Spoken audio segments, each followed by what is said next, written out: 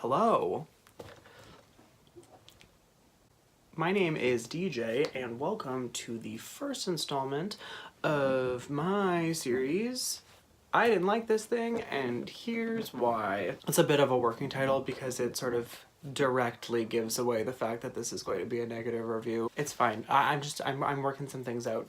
So today I will be talking a little bit about Ready Player One, which was a novel that I was actually interested in reading for quite some time because I saw it on a few really popular book lists, like best, science fiction, best fantasy within the last decade, and a lot of people seem to really be into it, so I checked it out, and spoiler alert, it's trash. The cover by USA Today, so I guess reputable. It says, "Enchanting, Willy Wonka meets the Matrix," which is pretty much right up my alley because Willy Wonka is one of my absolute favorite childhood films. While I do recognize that the Matrix trilogy sort of gets incrementally worse as it continues, I still really liked the entire series as a whole, just for the entertainment value. It does get a little cartoonish towards the end.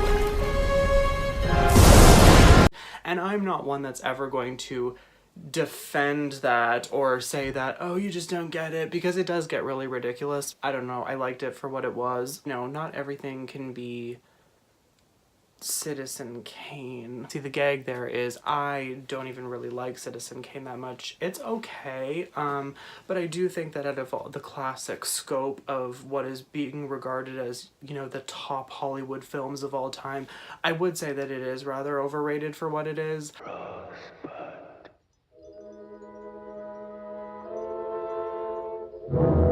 I mean, it's a sled, is that really that big of a deal? It's just a sled.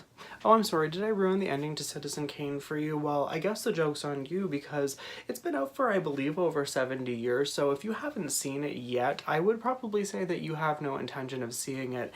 And to be completely honest with you, I wouldn't even necessarily say that that's a bad thing. One thing that you will come to know from me if you start paying attention to this channel is that I have a propensity for very long wandering tangents, and Exhibit A is what is happening right here. So let me try to remember what the point of this video was. So without further ado, let's get into it.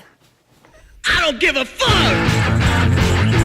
Ready Player One is a 2011, I'm too lazy to fact check that, sci-fi fantasy action epic extravaganza by one Ernest Cline.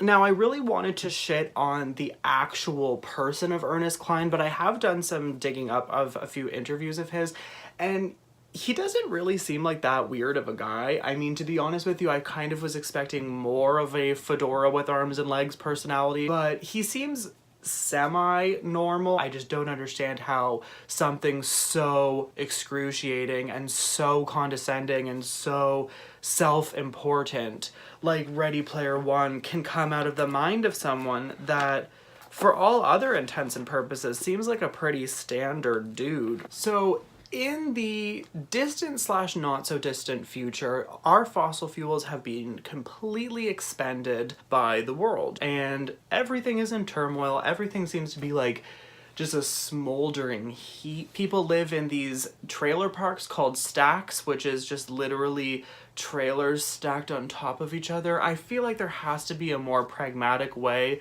of living in confined spaces, but I'm not a doomsday preparer, so I'm not pretending that I'm super sufficient in that area. It's just not something that I've ever really given a lot of thought. Our main character's real name is Wade Owen Watts, but I will refer to him from now on as Parzival because that is his avatar's name. Yes, the majority of this novel takes place inside a video game.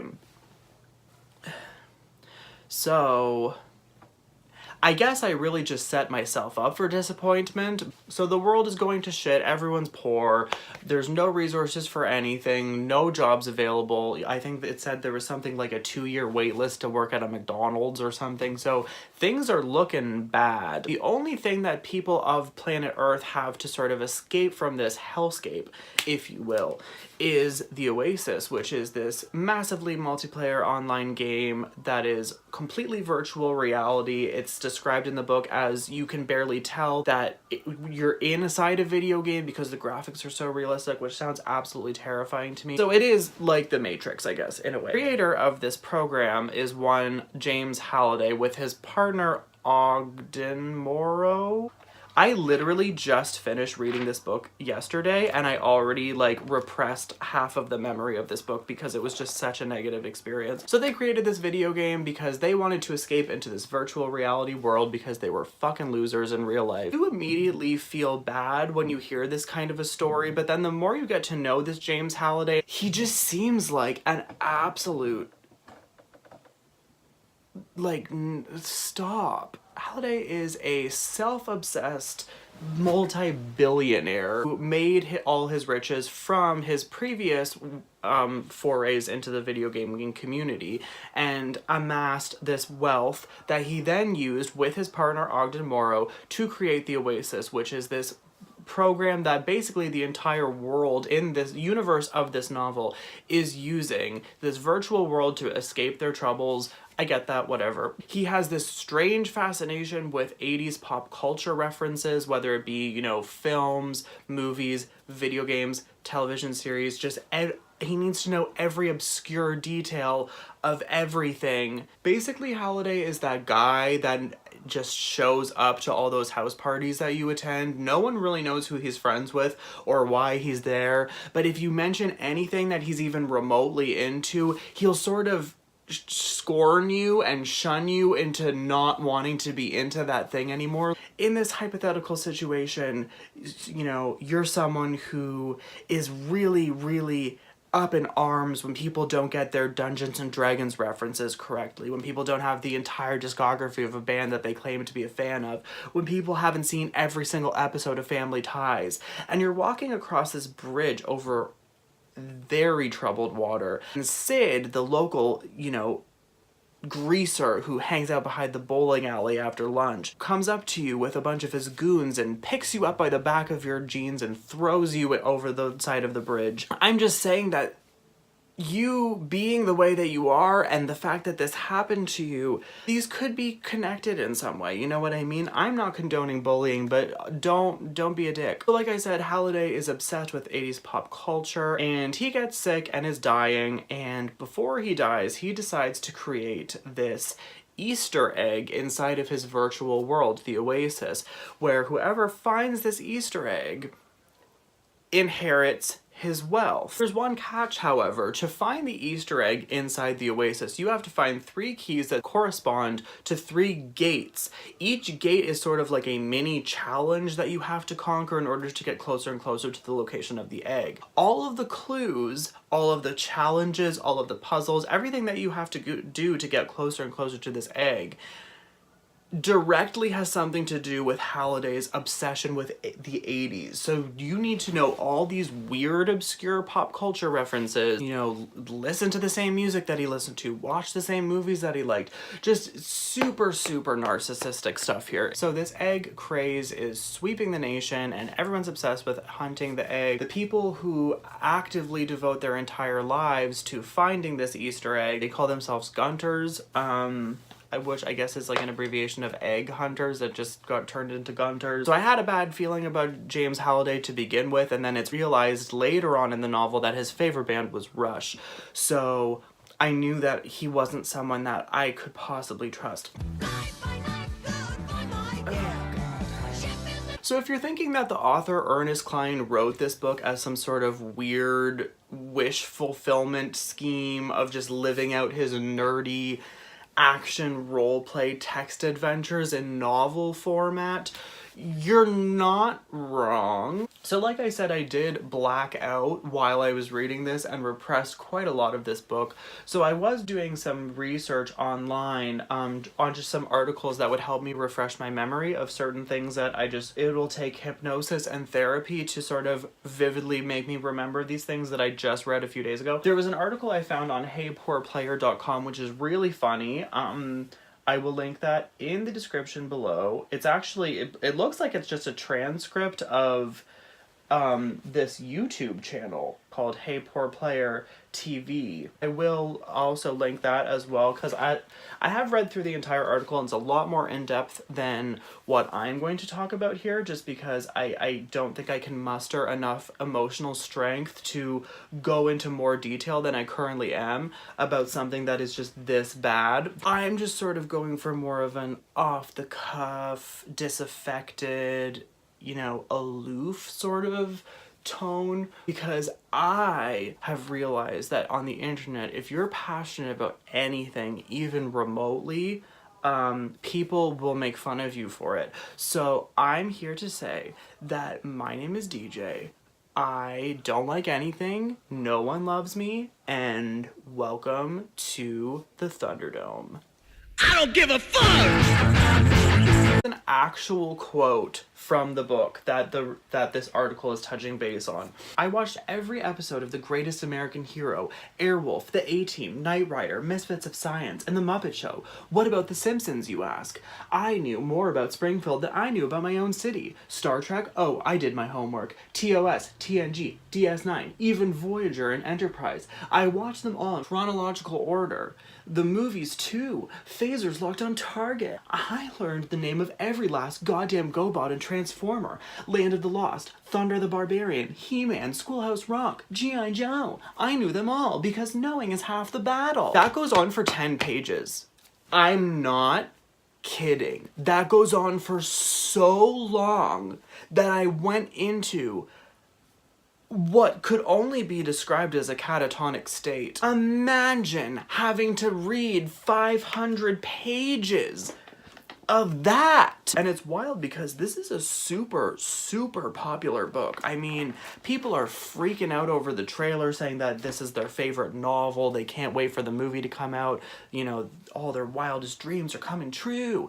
And it's like, what am I missing? I want to give a wedgie to this book. I want to stick this book's head down the toilet. I want death. Wondering, how is this book interesting? Where is the suspense? Where is the action if the entire thing takes place in a video game? There are villains called the Sixers, which are described as this fascist corporation that is trying to overthrow the Oasis by charging people more money to gain access to it and, spamming the world with ads and things like that. Not a lot physically happens by way of any of the main characters being in actual danger until you're probably halfway through the book, and then by that time you don't care at all. So when things are actually starting to happen, you're like, okay. Sort of squad, if you will, in this book is Parsifal and Artemis, spelt with the 3, because of course, who is sort of Parsifal's love interest, who is this female blogger that he's been following for a while, who's also obsessed with the hunt for this Easter egg inside the Oasis. Then we have H, which is like, I guess, the phonetic way of like just saying the letter H, which is Parsifal's best friend. And then there are 2 Japanese brothers named Dido and Shoto, I could be saying that wrong, who are their comrades in some sort of vague sense. The only reason these characters exist is to serve Parsifal. They don't have any personalities outside of the fact that they're placeholders for Parsifal. They help him succeed in certain areas of the game, and they help fill these weird cardboard cutout tropes of what a story like this requires for someone to recognize it as like an action fantasy adventure. You have Artemis, which is the love interest, because in books like this, love is always the prize at the end, like the girl just doesn't exist as a human being, she only exists as some sort of carrot being waved over a donkey's head. H's only personality trait is that he's best friends with Parzival. There's literally nothing else to discuss about that. And then Shoto and Dato are Japanese, and that's all you know about them. The entire thing revolves around Wade/Parzival, and anything that doesn't directly impact him is completely glossed over. This is a little excerpt from when Parzival and Artemis meet each other in some tomb or whatever for the first time after trying to find the first key. "Greetings," I said, bowing slightly. "I am Juan Sanchez Villalobos." She smirked. "Chief metallurgist to King Charles V of Spain." "At your service," I replied, grinning. She'd caught my obscure Highlander quote and thrown another right back at me. It was Artemis, all right. Like, if this doesn't make you want to actually kill yourself, I don't... It's actually really interesting to me that this fedora of a book focuses on sort of 80s nerd culture, because 80s nerd culture was really just... very problematic in a lot of regards, and I think that really mirrors the way that Parzival interacts with Artemis. All she is this manic pixie dream girl of an archetype. She's sort of this amalgamation of everything that like a nerd would want a girl to be for them. You know, she's really pretty, but she also is interested in all the same things as me, and she lets me be like really freaking awkward around her, and like is still interested in me for really no discernible reason. For a lot of, you know, film that came out in that decade that had this weird undercurrent of misogyny that was kind of completely swept under the rug. You know, the nerdy kids in 16 Candles were really weird with just the way that they were acting with that passed out girl. The movie Revenge of the Nerds, I don't know if you've seen that one, but like that's a bit of a doozy. I might even just make a separate video about that entire film, because oh boy. You know, the fact that they're nerds, the fact that they're geeks, they're not threatening.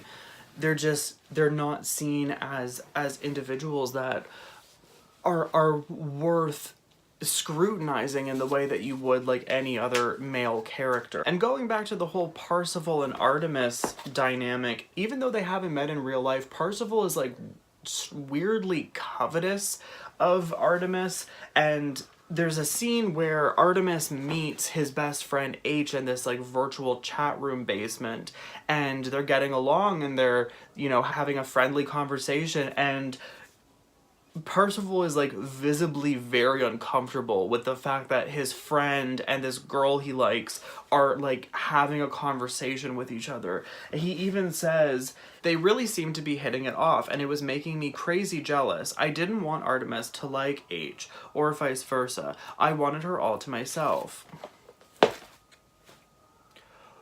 Boy! Do I really even need to elaborate on what was wrong with that? Like, come on. Also, I have to mention that a lot of the challenges in these gateways are literally just them playing video games.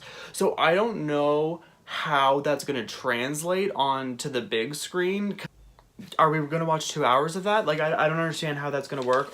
There's this one scene where they're in this nightclub that is basically a giant hollow orb, and there's this weird section inside of the club, and this orb, for whatever reason, the physics of the orb, you can just walk up the entire orb and your center of gravity is just always corrected for itself.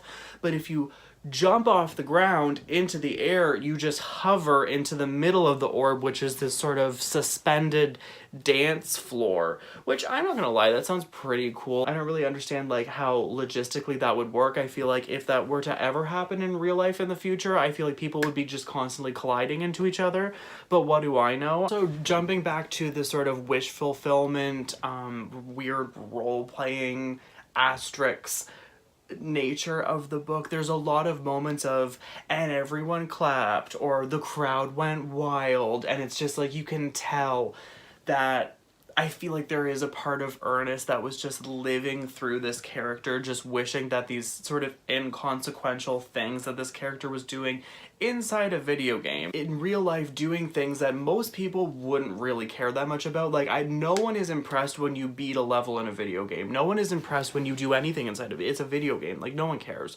Later on in that scene, in the dance club scene, the Sixers, the nefarious villains of the story, break into the club because they are tipped off that Artemis and Parsifal are there, and they want to eradicate them so they can, you know, climb the scoreboard and get farther in the game than them. Ogden Morrow, who is, I guess, the DJ at the party because it's his birthday party. I probably should have told you that before, but again, like, who cares? In a millisecond, every Sixer in the club was completely vaporized. Their avatars froze and glowed bright red for a few seconds, then simply vanished. Nobody busts into my joint uninvited. It took a moment for the shock to wear off, but then everyone started to dance again. Don't you feel like your life would have been sufficiently improved if you just had never had to listen to that? And because we're in sort of neckbeard incel territory here, of course there's a scene with a sex doll, because after telling Artemis that he has feelings for her, she's like, I don't think that's a good idea, and then leaves, which is a cue to just